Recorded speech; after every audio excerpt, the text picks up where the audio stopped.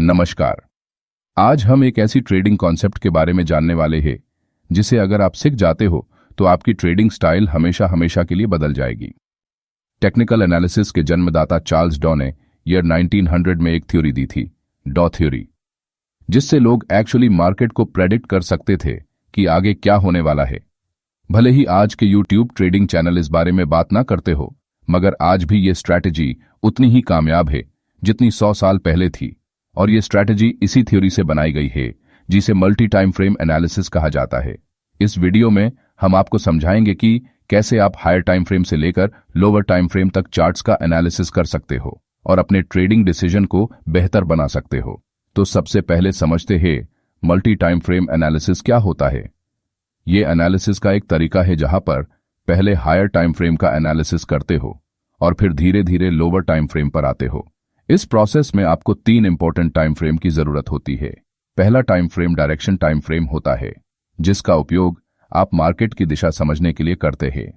यानी आप देखते हैं कि प्राइस ऊपर जा रहा है, नीचे जा रहा है या साइडवेज मूव कर रहा है, जिससे आपको ओवरऑल ट्रेंड का आइडिया मिलता है।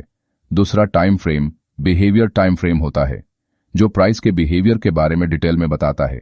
यानी प्राइस का मोमेंटम कैसा है, मार्केट स्ट्रक्चर ब्रेक हो रहा है या नहीं, वीक रिजेक्शंस या डोजी कैंडलस्टिक्स दिख रही है या नहीं, और मार्केट रिट्रेस कर रहा है या नहीं। तीसरा और आखिरी time frame entry time frame होता है, जिसमें आप एक्चुअली ट्रेड में एंट्री करते हो। अगर प्राइस डाउन ट्रेंड में है तो आप सेल करने के लिए देखेंगे, और अगर अप ट्रेंड में है तो आप बाय करने के लिए देखेंगे। ये बहुत सिंपल है। ये जो टाइम फ्रेम आप इस्तेमाल करेंगे वो आपके ट्रेडिंग स्टाइल पर निर्भर करते हैं। मान लीजिए मैं स्विंग ट्रेडिंग करता हूं, तो मैं 4 घंटे का टाइम फ्रेम डायरेक्शन के लिए, 1 घंटे का टाइम फ्रेम बिहेवियर के लिए और 15 मिनट का टाइम फ्रेम एंट्री के लिए उपयोग करता हूं। लेकिन अगर आप इंट्राडे ट्रेडर हो तो आपके लिए ये टाइम फ्रेम्स अलग होंगे। आप 1 घंटे को डायरेक्शन के लिए, 15 मिनट को बिहेवियर के लिए और 5 मिनट टाइम फ्रेम को एंट्री के लिए इस्तेमाल करेंगे।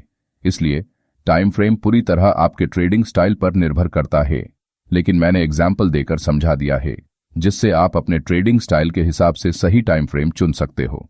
चलिए अब मल्टी टाइम फ्रेम एनालिसिस को शुरू करते हैं, जिसमें हम सबसे पहले 4 घंटे के टाइम फ्रेम को चुनेंगे ताकि हमें पता चल सके कि मार्केट इस समय किस दिशा में है। 4 घंटे का टाइम फ्रेम चुनने का सबसे बड़ा कारण यह है कि यह हमें मार्केट का पूरा स्ट्रक्चर बता देता है कि मार्केट अभी किस दिशा में है।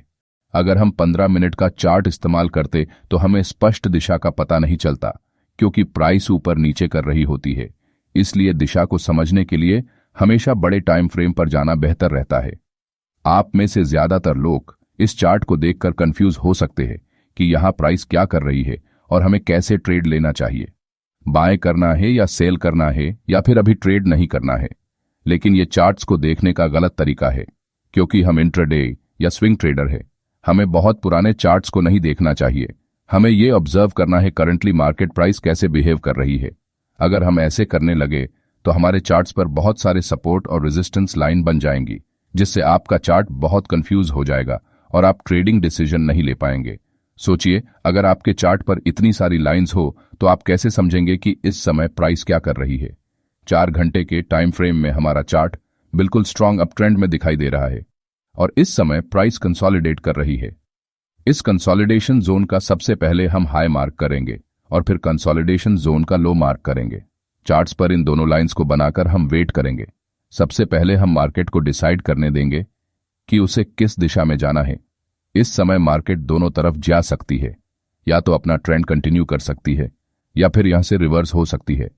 अगर इस समय मैं लाइव ट्रेड में होता तो मैं पहले 4 घंटे के टाइम फ्रेम में कैंडलस्टिक को इन दोनों लाइंस के बाहर क्लोज होने का इंतजार करता। तभी हम डिसाइड करते कि हमें बाय करना है या सेल। अगले कुछ कैंडल्स में प्राइस लोअर लो के नीचे कैंडल क्लोज करती है। ऐसे समय में ज्यादातर नए ट्रेडर्स सेल पोजीशन में एंट्री करते हैं।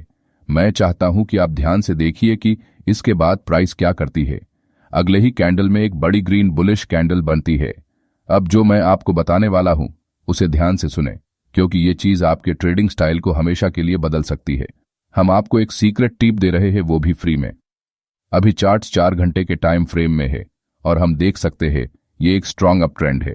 लेकिन जैसे ही हम चार्ट को 1 घंटे के टाइम फ्रेम में बदलते हैं तो हमें दिखता है कि प्राइस धीरे धीरे नीचे की तरफ जा रही है और जब हम 1 घंटे के टाइम फ्रेम को 15 मिनट के टाइम फ्रेम में बदलते हैं तब हमें चार्ट्स पर एक स्ट्रॉन्ग डाउन ट्रेंड दिखता है। ये बात आपको कंफ्यूज कर सकती है कि 4 घंटे के टाइम फ्रेम पर प्राइस अप ट्रेंड दिखा रही है, लेकिन 1 घंटे और 15 मिनट के टाइम फ्रेम में प्राइस डाउन ट्रेंड शो कर रही है। ऐसा क्यों हो रहा है, इसे समझिए। जब प्राइस 4 घंटे के टाइम फ्रेम में थी तो लास्ट कुछ कैंडल्स में प्राइस रिट्रेसमेंट या पुल बैक ले रही थी। इसी पुल बैक को छोटी टाइम फ्रेम पर देखने पर यह हमें डाउन ट्रेंड जैसा दिखाई देता है। एक बात हमेशा याद रखिए, हायर टाइम फ्रेम हमेशा छोटे टाइम फ्रेम के ट्रेंड से ज्यादा मजबूत होता है। इस सिचुएशन में 4 घंटे का टाइम फ्रेम 1 घंटे के टाइम फ्रेम से भी ज्यादा स्ट्रांग होगा और 1 घंटे का टाइम फ्रेम 15 मिनट के टाइम फ्रेम से स्ट्रांगर होगा।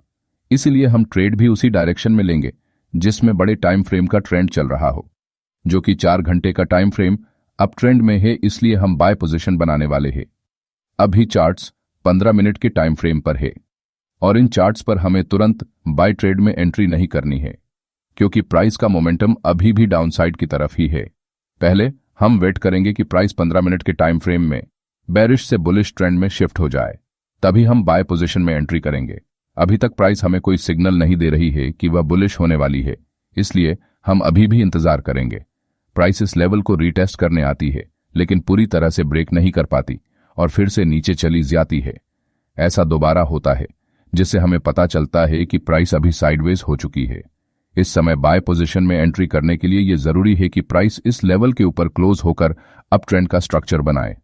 अगर हम प्राइस को 1 घंटे के टाइम फ्रेम पर बदलते हैं तो हम देख सकते हैं हमें अभी तक कोई भी बुलिश सिग्नल चार्ट्स पर नहीं मिल रहा है जिससे चार्ट पर बाय डिसीजन बना सके। अगले कुछ कैंडल्स में प्राइस लास्ट स्विंग लो के पास आती है और उस पार्टिकुलर लेवल से एक स्ट्रॉन्ग रिजेक्शन लेकर ऊपर की तरफ बढ़ जाती है, जिससे एक बिग ग्रीन बुलिश कैंडल बनती है। प्राइस ने ट्रेंड लाइन को ब्रेक कर लिया है, लेकिन हमें 1 घंटे के टाइम फ्रेम पर ट्रेड एंट्री नहीं करनी है, इसलिए हम अपने चार्ट्स को 15 मिनट के टाइम फ्रेम में बदल रहे हैं। अब हम कह सकते हैं कि मोमेंटम डाउन ट्रेंड से अप ट्रेंड में शिफ्ट हो चुका है और इस समय 15 मिनट के टाइम फ्रेम में मोमेंटम अप है, 1 घंटे के टाइम फ्रेम में मोमेंटम अप है और आखिरकार 4 घंटे के टाइम फ्रेम में भी मोमेंटम अप है।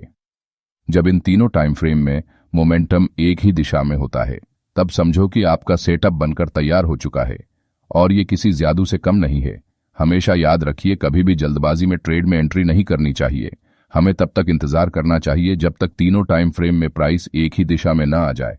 अब यहां हम बाय पोजीशन में ट्रेड में एंट्री करते हैं ठीक इस ग्रीन कैंडल के क्लोजिंग पर, जिसमें हमारा स्टॉप लॉस ट्रेंड लाइन के थोड़ा नीचे होगा। इस ट्रेड में हमारा टारगेट लेवल 4 घंटे के टाइम फ्रेम का स्विंग हाई होने वाला है क्योंकि प्राइस ने इसी लेवल से डाउन ट्रेंड की ओर शिफ्ट होना शुरू किया था। इसे आप सप्लाई जोन या रेजिस्टेंस एरिया भी कह सकते हो। अगर आप टारगेट सेट करने में कंफ्यूज हो रहे हैं तो हम आपको एक टिप देते हैं। ट्रेड में एंट्री करने से पहले आपको चार्ट्स के लेफ्ट साइड में ध्यान देना चाहिए और देखना चाहिए कि स्विंग कौन कौन से लेवल पर है। जैसे कि लास्ट टाइम ये एक स्विंग हाई है और इससे पहले ये एक स्विंग हाई है, तो हम इस समय 2 टारगेट रख सकते हैं, लेकिन क्योंकि बड़े टाइम फ्रेम पर ट्रेंड स्ट्रांग है इसलिए स्विंग हाई को टारगेट रखना बेहतर रहता है। और आप देख सकते हो थोड़ी देर बाद प्राइस हमारे टारगेट लेवल पर चली आती है। अगर आपको इस वीडियो से वैल्यूएबल जानकारी मिली हो तो वीडियो को लाइक कीजिए और ऐसे ही मार्केट से जुड़ी जानकारी के लिए ट्रेड बी चैनल को सब्सक्राइब कीजिए। धन्यवाद।